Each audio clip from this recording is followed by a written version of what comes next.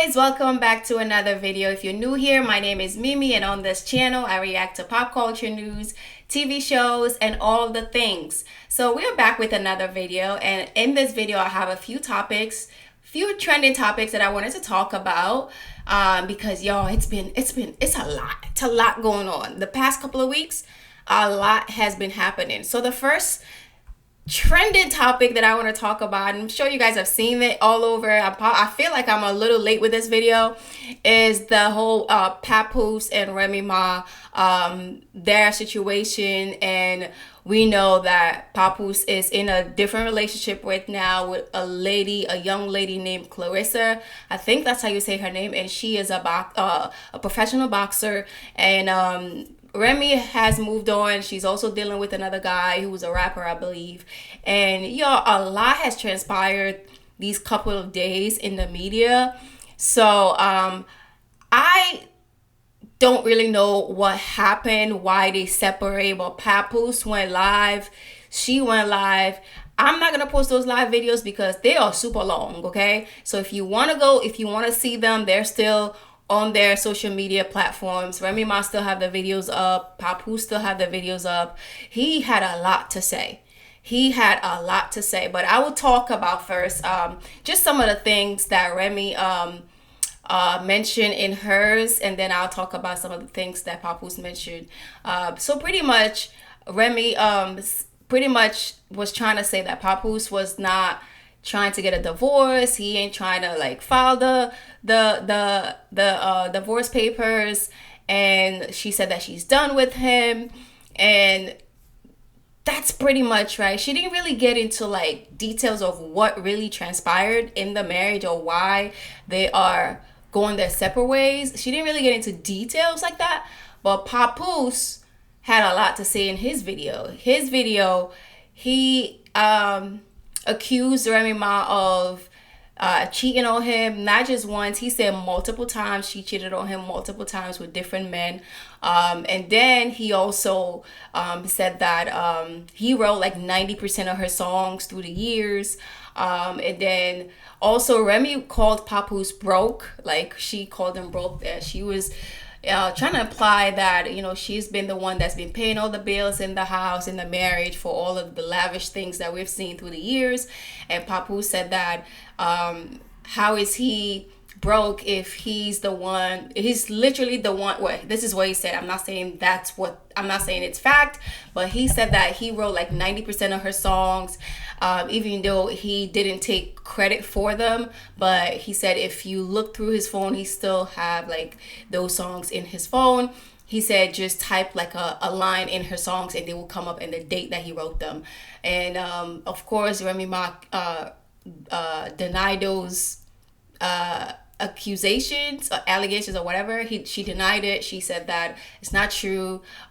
Pretty much she was trying to say that she writes her own rap and things like that. But this is what I have to say about this whole situation. I personally like both of them. Y'all remember when Remy Ma first came out of jail like 10 years ago, when she started Love and Hip Hop? I don't remember if they were the one. I feel like they were the one that started the whole Black Love trend, because it was right around that time and everybody was on them. Everybody was praising Papoose for holding her down all those years while she was in jail, and giving him his flowers, patting him in the back, telling him that, you know, he's a true king, he held his queen down. And everybody just look at them as, you know, this power couple, Black Love power couple. And I remember I was a big fan of them. Like during Love and Hip Hop, that era, like they were the it couple.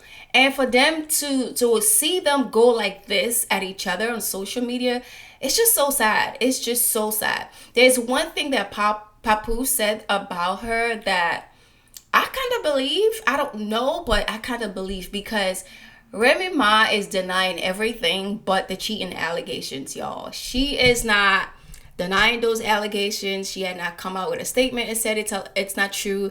And she's also had not once ever did she ever accuse him of cheating on her.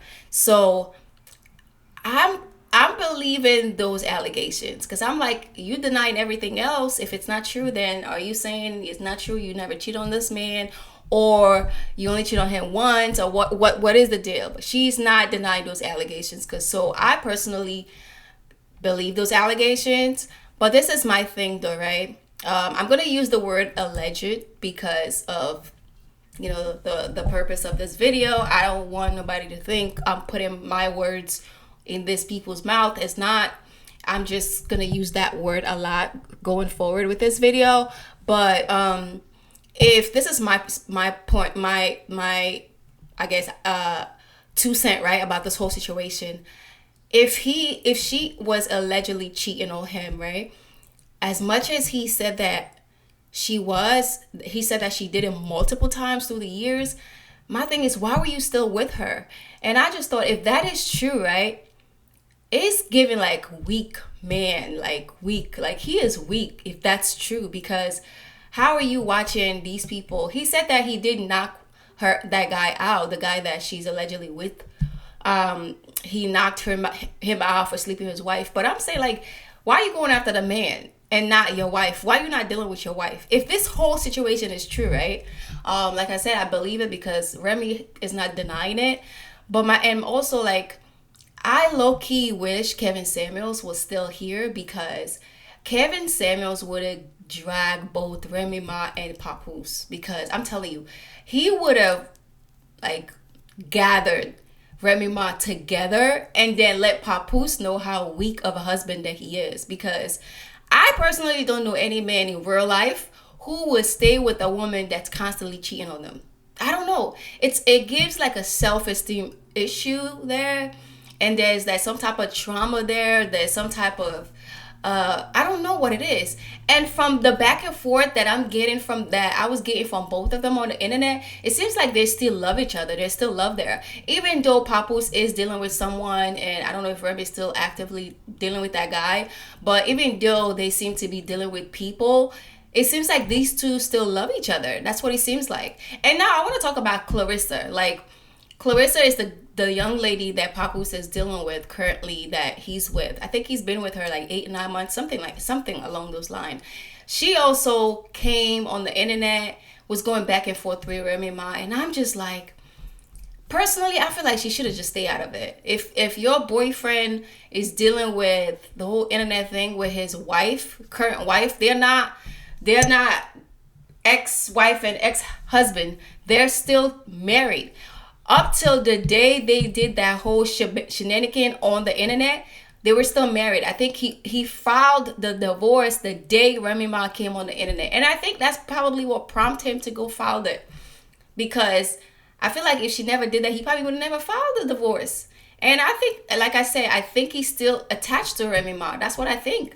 And this girl, for you to be dealing with this man as your boyfriend while he's legally married, I just was like, I thought this whole time they were like, the paperwork were already filed and they were in the process of getting a divorce. Because men do that all the time. When women do that too, when they're legally separated for about a year or two and they're going through the divorce process with the court, then they see other people.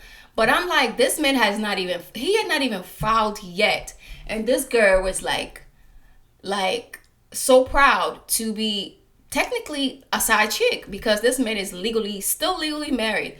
And I just feel like her going back and forth with Remy Ma, it was just so, like, don't get me wrong, I'm not on nobody's side, but I feel like as a side chick is what she is, because he's legally married, you should have just stayed out of it. And she said some things that I'm gonna read what she said. So this is what she posted on Instagram. She said, Remy Ma, I'ma say what the F I wanna say. Yes, we gonna have a family. Yes, we're happy. And yes, you still invited to the barbecues and cookout, long as you have a good attitude. Leave me and Pop alone. Nobody worried about you. July 26th is our only focus, and ain't nobody scared of you either. Sign them divorce papers. Pap filed yesterday, miss. Okay, so that's what she posted. And I'm just like, Why? Like, why? Why are you going back and forth with this man's wife on the internet? Like, I feel like she should have just stay out of it and just be the bigger person. Because one thing Remy Ma is gonna do is be petty, and Remy Ma is always gonna come harder at you. She's always gonna come harder because after she posts that, Remy Ma posted hers, and this is what she said. If you just turned 30 and allegedly just met someone 8 months ago that is 47 years old that I knew since you were 10 and was married to them since you were 13 and has 4 biological children, one age 28 but will be 29, one age 25, another one age 24 and will soon be 25, and a 6-year-old baby, and currently promising you a newborn while finally agreeing to divorce 18 hours 54 minutes and 3 seconds ago. Please refrain from speaking. So pretty much Remy Ma let her know, like, this man is like, what, 17 years older than her. Papoose is 47 and she is allegedly 30. I think she's I personally think she looks way older. I thought her and Remy would have been at least the same age, maybe in her like maybe mid 40s or late 40s. I don't know how. Yeah, I don't know. Personally, I don't think she that might be her real age. I don't know, but I think she look, maybe it's also the career that she's in. You know, she's a boxer, she's athletic. So, you know, athletic people, you know, they go hard, and, you know, I don't know. But I personally thought she was older than that. But Remy Ma pretty much let her know, like, you a child, like, sit this one out, like, refrain from speaking. And that's what I thought she should have done. She should have just not say anything at all, because it's like even people that want to even be on her side because they quote unquote look good, her and Papoose on the internet right now, can't even defend her, because it's like she's making things worse. And the worst thing, the what makes it even worse and made her look like a cornball is the fact that she DM Nicki Minaj, like DMing Nicki Minaj and inviting Nicki Minaj to her boxing match that's coming up. And knowing that Nicki Minaj and Remy Ma had a history where, you know, they had this long history where there was this record between both of them and things like that. Why would you do that? That's so corny to me. Why would you hit up Nicki? If I was Nicki, I wouldn't even give you a time of my day, because it's like you trying to be trifling. Like, I thought that was corny to me. And that whole situation between Papoose and Remy Ma, it's just so sad to watch, because I truly think, I truly know, actually, I feel it strongly. I don't know, but I feel it strongly that these two still love each other. And he did say that they gave it all. They went to therapy and they tried. It is not working. And personally, I feel like Papoose just needs to move on, and he just needs to just focus on his music and hope that, you know, pray that God will bring him a woman that truly loves him for him, because I personally don't think Clarissa is it. I don't think so, because I feel like she's doing way too much. You say yes, you're happy, yes, you gonna have a baby, trying to have a baby by this man who's still legally married and have children the same age, almost around the same age as you. It's just ridiculous to me. But that just shows, like, and also it's like she's making it seem like Papoose is a blessing to her. Another woman's husband is not a blessing to you. He's still legally married. You should have waited till that man is finally divorced to deal with him, because this is not looking good for her and even her career. I'm like, girl, you are at the peak of your career. Why are you doing this to yourself? Why? But hey, it is what it is. It is what it is. So let's talk about the next topic, y'all. So Ashley and AD, yo. I'm sure you guys have seen the clip, the interview, the clips interview. If not, I'm gonna post a clip here real quick. AD have a record, well, I guess a track record, allegedly, from other YouTubers. They said that she does give some way, somehow they do get copyright strike when they post her content. So I'm gonna try to post this reel that I saw on TikTok that I downloaded, and I'll come back. I didn't have the proof, and with a liar like him, you need proof. Did you actually ever get the truth from this man? I found it myself. I didn't get it from him, I found it myself. When I searched that computer, I found the mother lode. He is a pathological liar. And I was looking at this man like, who are you? Even go back and forth on my head if he ever loved me. They don't think that love is real from Love is Blind, but it is. It was for me. This was someone I made vows with. My faith is important to me. We said this before God. I had to see it through. I never wanted to get divorced. Right. Okay, so as you guys could see, that is a reel, and Ashley was on AD's podcast, and I watched the whole thing. The next day that it came out, I watched it. Pretty much, just to summarize things for you guys, Ashley did not take accountability at all. Not once she took accountability, and she kind of, I guess, gave a half apology to Tyler's baby mama, and she just did not take accountability. The way she was speaking so boldly and like so loud and wrong about the whole Tyler situation, acting like she knew this man. I remember at the reunions, she was like, oh, she know more than the internet knows about this man. And they came to find out on this podcast, she said she didn't know who she was living with. It's just like, girl, you had all that energy. I remember she was like, the people that are dragging her, they don't know what it feels like because they're not married. And I'm like, girl, like, you just met this guy like yesterday and said yes to him, and all of a sudden now you think you know him, and you came to find out this guy was lying to her. See, she said it herself that he was a liar, and he lied to her the whole time. This man was sleeping in her bedroom because she said she did give him 30-day notice, and before he was out of the house. This man was homeless, pretty much, allegedly homeless, right?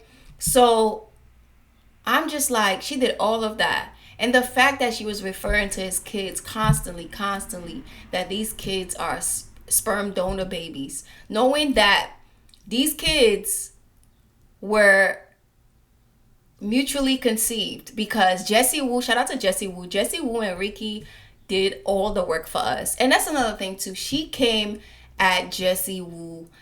AD started it because AD was like, there's a loud presence online, referring to Jessie Woo, that they were preying on her, the failure of the marriage. Girl, it's not just AD, everybody was, because of how hard you went for that man. Like, literally all of us. I remember I even did reaction videos to it. I was like, Ashley and Tyler so far are my favorite, and I hope I don't regret saying that, because in the past, the people that had been my favorite, including AD and Clay, end up not being our favorite because of how Clay was to her, right? So I'm like, I hope I don't regret it. Everybody was on Ashley's side until she became so loud and wrong about Tyler. And it's just, yeah. There was no accountability, but just pointing fingers and dragging Jessie Woo, attacking Jessie Woo and Ricky. And that was pretty much what it was about. There's not one thing that was said on the podcast that we didn't know already. Jessie Woo and Ricky gave us all the information that we needed. Everything. There's not one thing that Ashley said that we didn't know already. So I personally feel like that interview was not needed, because she didn't even publicly apologize to the people that had her back, the people that were rooting for her, that she was dragging, that she was talking bad about. She didn't apologize to those people. And even the apology that she gave to the baby mama, she put but. Like, why? Like, you giving an apology, but you're saying but. Like, it doesn't even seem genuine anymore. Like, it just doesn't seem genuine. And I really hope, she says she's in therapy, I really hope that she gets the support that she needs. And I really hope that she learned from this. And I really hope a lot of people learn from the situation, because Ashley was so loud and wrong at the reunion, saying that she doesn't believe in divorce. And I remember her mama said that Ashley and Tyler inspires her when it comes to marriage and what marriage looks like. And in my head, I'm just like, this inspires you? But it's just a whole mess. And I hope that she gets the peace, the restoration, the healing that she needs. Tyler did come out with a post where he said, Anybody with a podcast, don't care how big or how small, reach out to him. He's trying to tell his story. A lot of people are saying that he's probably going to throw Ashley under the bus. Maybe Ashley told him to say some of the things that he said on the Dear Wifey podcast, because on the Dear Wifey podcast, he was like, it sounded like he had a PR. Like he knew what to say because he was told what to say. And a lot of people were accusing Ashley of being responsible for some of the things that were done and said by Tyler. So I hope he really get that interview that he's looking for. Jessie Wu said she did reach out to him, but I didn't know what the outcome of that conversation was. And hopefully maybe he do agree to go on some type of podcast and we get his side of the story when it comes to the marriage with him and Ashley, hopefully. But yeah, that's all I have to say about those two. Now let's talk about, I feel like this is the highlight of the week, B. Simone and those booty shorts. A lot of people are calling them hoochie cutters. I think that's what they're calling them, hoochie cutters, because they're so short, like, right? So this is what really happened. Apparently B. Simone put, like, I guess a mini conference, or like some type of like a get together with some ladies, and they came together. I guess they prayed and maybe share personal stories, because it seems like these people were sharing things. I'm gonna post the reel here so you guys could see. And B. Simone pretty much, I don't know, like, I personally, right, feel like this is how I feel. I feel like those pants, it was just too inappropriate. I remember I read the comments and people were saying that a lot of people were coming for her for like the attire. The blazer is fine, but the shorts were too short. People were coming for her like, why are you wearing a booty short to church? Why are you wearing a booty short preaching to people? She was like, she was not at a church. She was not preaching. Just pretty much making excuses. And this is my opinion about that whole thing, right?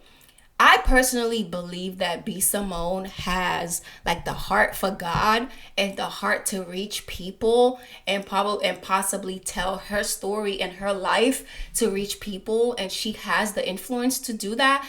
But in the capacity in which she's trying to do it right now, I don't think she's equipped for it. This is what I mean by that.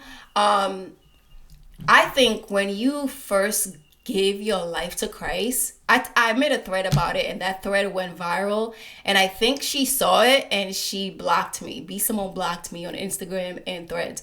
But this is what I said about that whole situation, and I'm still standing by it. I feel like, B. Simone is like the perfect example of when people give their life to Christ, all of a sudden they want to start a ministry, they want to start a group, right, to lead people.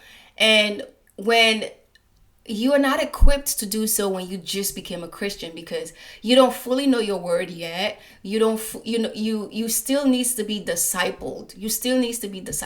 I feel like back in the day, that's why I personally, I am so grateful for the church that I grew up in and the type of leadership that I grew up under. Like, my pastor believed in discipleship. My pastor believed in discipling new members.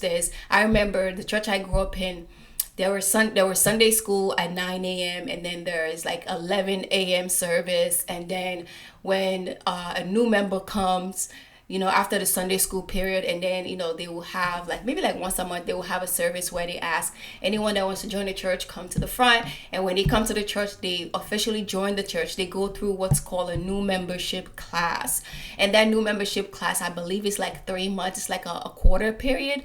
And then after they go through that new membership class, that's when they become official members, and they are allowed to, I guess, function in some type of leadership position in any ministry they want to be a part of. Let's say if you want to volunteer in Sunday school ministry, you have to go through that class before you do that. And I think that's what it should be across the board, right?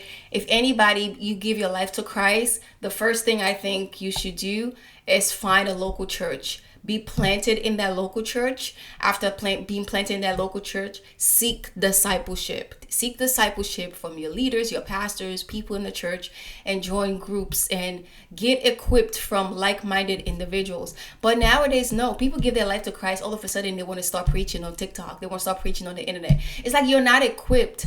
You're not equipped to do so. And then when they start going through all these spiritual attack, they start blaming God, that God this, God that, God's not doing this for them, God's not doing that for them. Because you're not doing it in order. Like there's order to this thing. Even in the Bible, it says there are scriptures that tells you what the role of a pastor is, the role of a prophet, the role of a teacher in the Bible. So if you want to be the role of a teacher where you're leading women, you have to go through the process. You have to go through the sanctification process. You have to go through the discipleship process. You have to go through being in alignment with all of those things before you're able to teach people. Because in this video I'm watching, almost all of the women looked more modest than B. Simone, their leader. They all look more modest than their leaders. So like, it's like people are saying, I remember that thread. Some people came for me on the internet. They was like, oh, God can use anyone no matter their appearance. Yes, God can use anyone no matter their appearance. Someone even used was like, oh, when Paul became a Christian, automatically he started preaching. I said, yes, Paul started preaching, but Paul was biblically sound. Paul did the work. He was biblically sound. He knew what he was talking about. He knew his scripture. He knew the word. And Paul led by example. Those shorts are not leading by example, because all people that are watching that, what they see is lust and the spirit of perversion. That's what those shorts are giving. And I saw a TikTok where someone said she's just trying to be like Megan Ashley, because the blazer, the outfit looks just like what Megan Ashley had on for the Acts 242 conference, except Megan had full like long jeans, but she was wearing shorts. They was like, she's trying to be like that. That's why she started small and tried to get to that capacity. And someone else said ever since Megan was linked to Jackie Hill Perry and Philip Anthony, all of a sudden now B. Simone is trying to get herself attached to all these Christians and all these big Christian influence, so she can also like I guess compete with those people. And honestly, I'm not saying that's what it is, but that's what it's given. That's what it's given. Like I feel like B. Simone has her audience, and she has her own style of doing things. She should just stick to herself. Trying to be this gospel leader, that might be part of her purpose in life, but it's right now it's not the season. I feel like she needs to go through discipleship. Megan Ashley did not become Megan Ashley just like that. She is submitted under authority. Philip Anthony is her pastor. And not only that, she is best friend with Jackie Hill Perry. They said it many times in their podcast. When she gave her life to Christ and became friends with Jackie, one thing she asked Jackie to do is if Jackie can disciple her. She was actively seeking discipleship. That was how the whole Acts 242 conference came about, because she was seeking discipleship for herself. And that's what it takes. You have to go through discipleship. You have to go through pruning. You have to go through sanctification. You have to go through all of that to become leader in the gospel. People just think, oh, it's okay. Once you become a Christian, God can use you to teach and do this and do that. You're not equipped. You're not equipped. You might read the word. You might use scriptures to like, talk to people, which is fine. But to the point that you're having conference, you're having preaching and things like that, I think there's process to it. It's clear that she needs discipleship, because there's no way anyone can dress like that and I listen to what they got to say. No, I'm just not. I'm sorry. I'm just not. Because you got to lead me by example. You have to lead me by example. And I'm not saying you got to be perfect for me to listen to you, because God can use anybody. I will listen to a homeless man in the street. I would. But we have seen through the years, like even after she gave her life to Christ, maybe the past year or two, she has tried a few things and said God gave her this, God gave her this idea, God gave her this idea. But a lot of things she has not stuck to. The only thing that I think have lasted long is the podcast. Let's try this again. Every other business venture she has started is no longer active. Or if it's active, she's not talking about it anymore. I feel like she just needs to find a church. I know she used to go to Change Church. I don't know if she's still there, because she recently said that she started attending her father's church. Even if she's attending her father's church, I feel like she needs to just be under the discipleship in the church and just be discipled. That's what I think. And let me know how you guys feel about this topic, because I know it's a very sensitive topic for people, but you will understand. But I just think, everybody just, if you feel like God is calling you to be a leader of some type of ministry and you just became a Christian, seek some discipleship, seek some wise counseling, be under some elders in the church, some church mothers in the church, get some wise teaching before you go out there. That's all I gotta say. But anyways, that is all I have for this video. Let me know how you guys feel. Let me know about the whole Be Someone situation, Remy Ma and Papoose. Let me know how y'all feel about that. Clarissa, let me know how y'all feel about everything that I talked about today. Comment in the comment section, and I'll see you guys in another video. Bye.